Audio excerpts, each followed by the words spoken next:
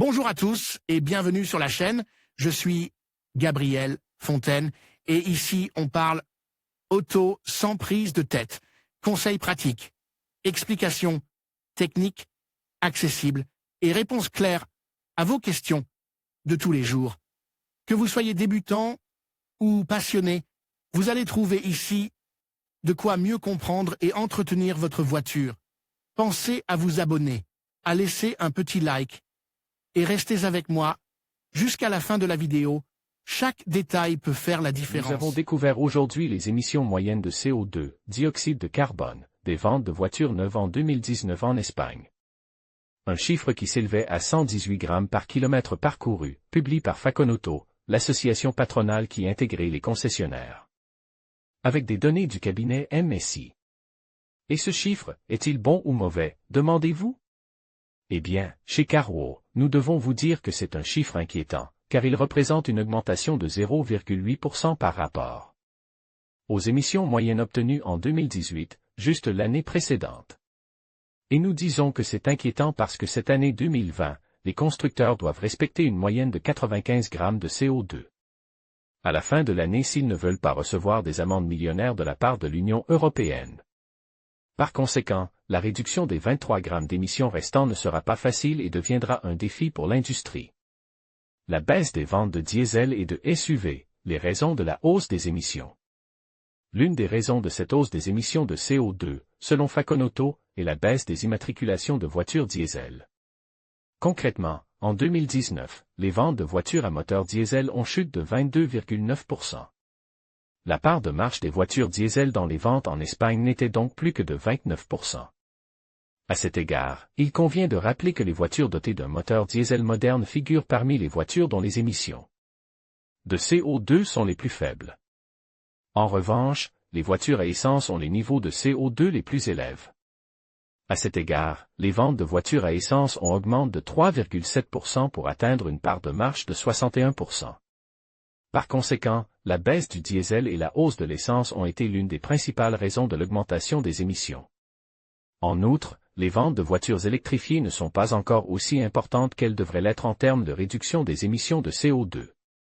Plus précisément, les voitures hybrides et micro-hybrides, représentent 7% des ventes, les voitures au gaz, GNC et GPL. 2% des ventes et les voitures électriques 0,8% des ventes. Comme si cela ne suffisait pas, il faut ajouter que les ventes de SUV et de véhicules tout-terrain, voitures plus grandes et plus lourdes, entraînent également une augmentation des émissions moyennes de CO2. Et il ne faut pas oublier que la tendance des SUV est irrésistible, puisqu'ils sont sur le point de représenter 50% des ventes de voitures en Espagne. Le défi des 95 grammes.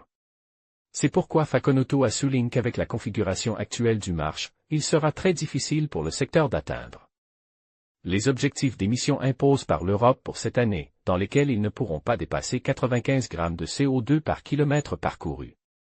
En ce sens, Faconauto affirme que pour atteindre l'objectif de 95 grammes, les véhicules diesel devraient à nouveau représenter près de 50% du marché, tandis que les ventes de véhicules électriques devraient être multipliées par 3. C'est pourquoi Faconauto rappelle qu'il ne faut pas diaboliser le diesel, car la dernière génération de ces moteurs peut jouer un rôle important dans la réduction des émissions de CO2 et dans la réalisation des objectifs climatiques et de la décarbonisation des transports dans un avenir proche. Le diesel doit retrouver sa place et il faut dire aux acheteurs de sortir de la confusion dans laquelle ils se trouvent. Les modèles de dernière génération de ce carburant contribueraient à atteindre les objectifs en matière d'émissions, déclarait Marta Blasquez, vice-présidente exécutive de Faconauto. C'est ce qu'ils ont compris, par exemple au Japon, où leur gouvernement accorde des aides directes à l'achat de véhicules diesel. Parce qu'ils comprennent qu'en cette période de transition vers la décarbonisation de la mobilité, il peut être un allié contre l'effet de serre, indique Madame Blasquez. Pour toutes ces raisons, Faconauto espère pouvoir s'asseoir pour décider des prochaines étapes avec le nouveau ministère de la Transition écologique et du défi démographique, précise M. Blasquez. De nouvelles taxes liées au label. Parallèlement à la publication de la moyenne des émissions, on apprend aujourd'hui que le ministère des Finances envisage de modifier les différentes taxes sur les voitures afin de lier le taux d'imposition aux étiquettes de la DGT et de faire ainsi payer plus d'impôts aux voitures les plus polluantes. Plus précisément, les taxes visées par le Trésor sont la taxe d'immatriculation, perçue par les communautés autonomes, et la taxe de circulation, perçue par les communes. Cette dernière, c'est-à-dire la taxe de circulation, sera vraisemblablement payée en fonction de l'étiquette DGT du véhicule. Ainsi, ce sont les véhicules labellisés éco et ceux labellisés zéro qui bénéficieraient le plus de cette mesure. Le Trésor envisage également de modifier la taxe d'immatriculation, car 74% des véhicules actuellement immatriculés ont une émission de CO2 inférieure à 120 grammes, ce qui signifie qu'aucun montant n'est perçu pour ces véhicules. La principale conséquence de ces changements est que les voitures les plus polluantes paieraient davantage de taxes, tant sur l'immatriculation que sur la circulation. Toutefois, les voitures électrifiées pourraient également bénéficier d'un allègement fiscal, ce qui pourrait s'avérer très intéressant pour certains utilisateurs. Zones à faibles émissions. En outre, à partir de 2023, toutes les villes de plus de 50 000 habitants devront disposer de zones limitées à faibles émissions, où les voitures les plus polluantes ne seront pas autorisées à pénétrer.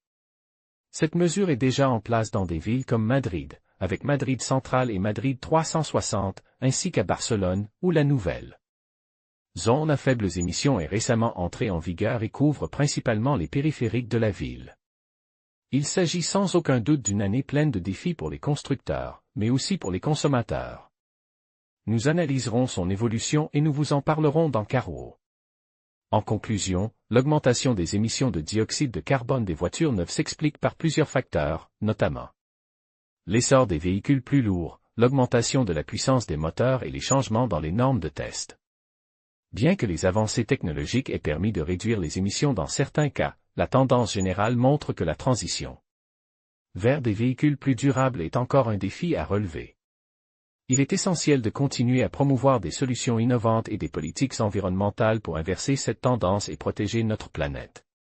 Merci de nous avoir suivis et à bientôt pour d'autres analyses sur des sujets d'actualité.